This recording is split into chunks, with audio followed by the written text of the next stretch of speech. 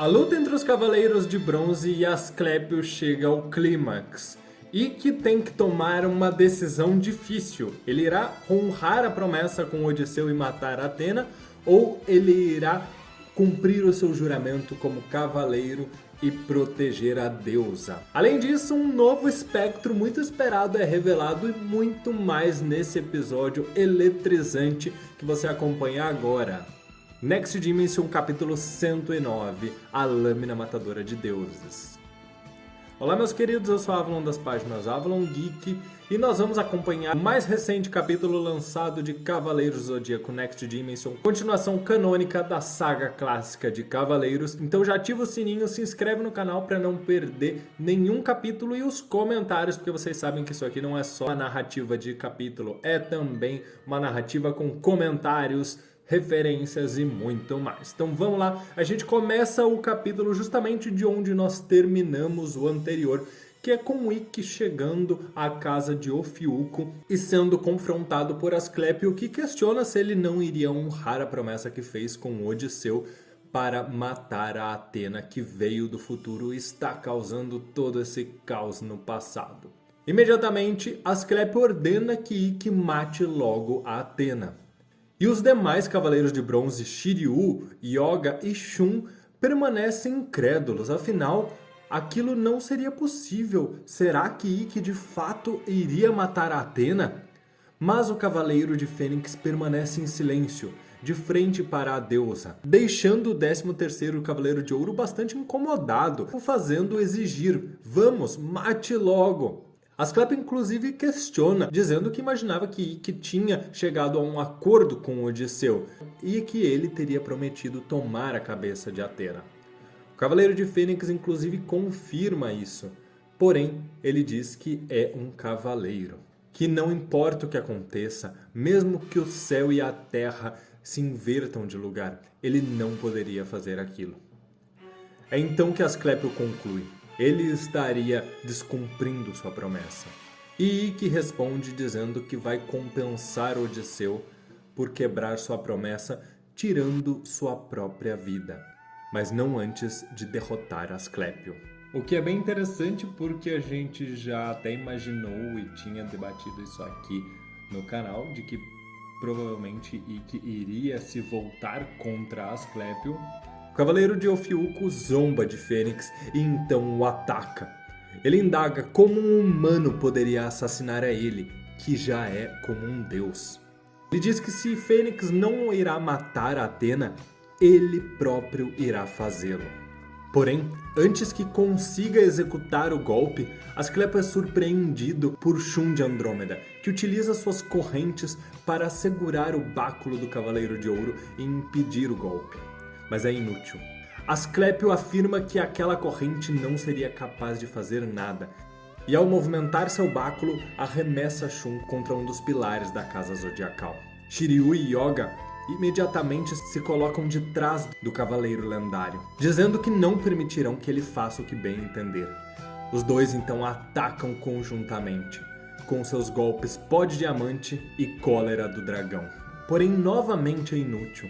O Cavaleiro de Ofiuco utiliza uma vez mais todo o seu poder através de seu báculo, arremessando a dupla de Cavaleiros de Bronze para o alto e fazendo o que sofram bastante dano, caindo violentamente contra o piso da Casa Zodiacal. E aqui eu vou dizer que tá começando a me incomodar um pouquinho como o Asclépio só balança o báculo de um lado para o outro e a gente não tem nenhum poder especial vindo dele, pelo menos não enquanto Asclépio. Tudo que a gente viu até então era Odisseu e o Asclépio só utiliza o báculo. Me questiono, tá, se tirar o báculo, o que acontece? Será que é igual o Cavaleiro de Sagitário, que canonicamente, se tirar o arco e flecha, a única coisa que Kurumada nos mostrou foi a Flecha das Sombras, que não me parece um golpe ofensivo? Bom, vamos seguir. Idiotas, saiam da minha frente, insetos. Os ataques de vocês são todos inúteis diante de... Novamente Asclépio se aproxima de Athena e se prepara para executá-la. Mas percebe que Ikki se levantou quando este ordena que ele espere. Que cara insistente. Ainda não entendeu? Indaga Asclépio. Mas Ikki explica que tem algo a mostrar para ele. Na verdade, ele recebeu algo do grande mestre, então revela uma espécie de adaga dourada. Isso mesmo, a espada matadora de deuses. A espada que é transmitida geração após geração no santuário. A espada de Krisos.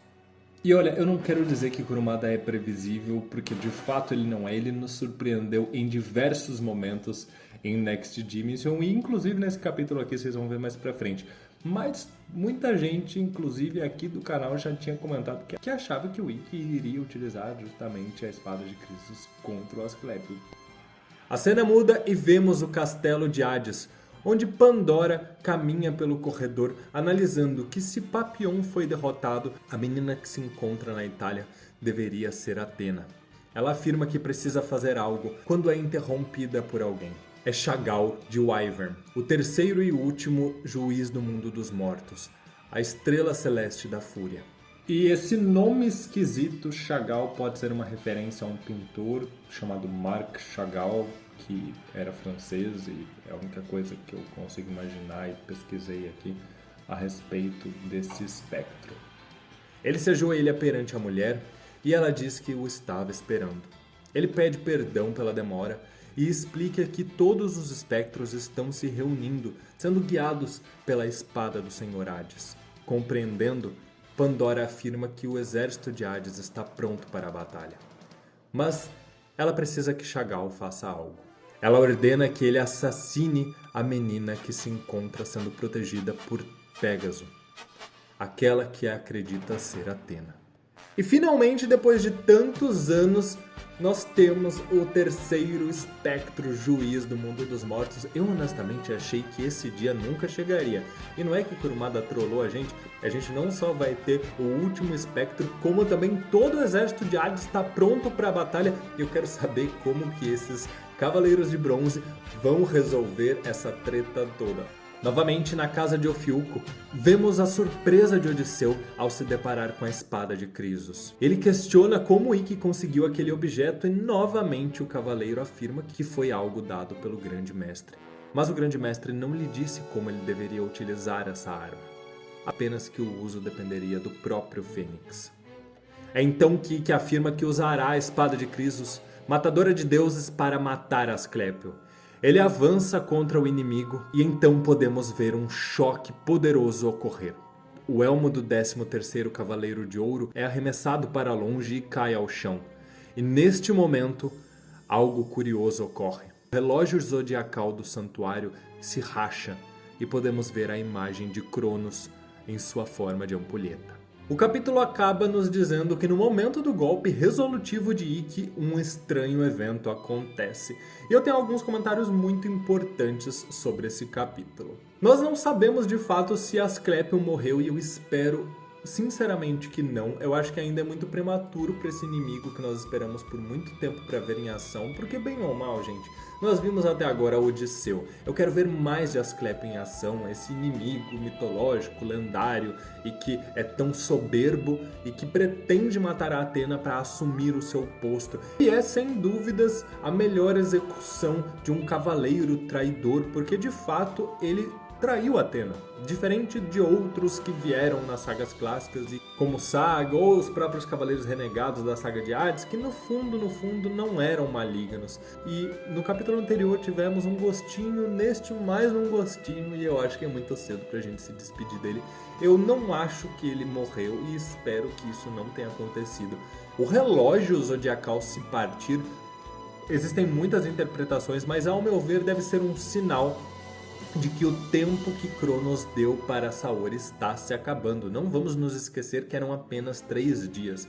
A possibilidade, obviamente, de ser um sinal da intervenção dela e como isso está afetando no espaço-tempo, que ele pode estar se rompendo, porque nós sabemos que ela não deveria ter interferido no sentido de modificar nada. Mas eu não acho que matar Asclépio seria o motivo da rachadura do relógio, porque se for para falar em modificação, muita coisa foi modificada antes, como o próprio surgimento do Asclépio, a ressurreição de Odisseu, vários eventos anteriores aconteceram. mas pode ser que de fato a morte do Cavaleiro Lendário seja um motivo para essa rachadura no relógio para significar o rompimento do tempo-espaço pela interferência da deusa. Eu quero acreditar que ele não morreu e que isso é apenas um sinal de como o tempo está acabando para criar uma sensação de urgência ainda mais. Olha, precisamos concluir não só a derrota de Asclépio e salvar a Athena desse veneno, como também precisamos resolver tudo relacionado à espada de Hades o quanto antes, porque o tempo está acabando. Criar essa sensação de urgência quando você tem dois inimigos poderosos é algo que ficaria muito incrível se fosse aplicado aqui, e eu acho que é isso que vai acontecer. O capítulo 110 vem na próxima semana e vocês vão ter vídeo já provavelmente na quinta-feira aqui no horário do meio-dia, como tá acostumando a acontecer com esses capítulos de Next Dimension.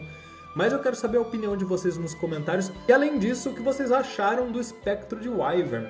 Eu gostei muito do design dele, muito diferente de Radamantes. Tá até tendo algumas piadinhas aí no fandom sobre como ele é mais feio e tem um aspecto muito mais tristonho do que Radamantes. Vai ser bem interessante ver como ele é em batalha, já que o aspecto imponente de Radamantes traduzia já a sua força, o seu potencial. Eu não sei o que esperar desse espectro feio. Meus queridos, comentem tudo o que vocês acham. Muito obrigado por tudo, um grande abraço e até mais.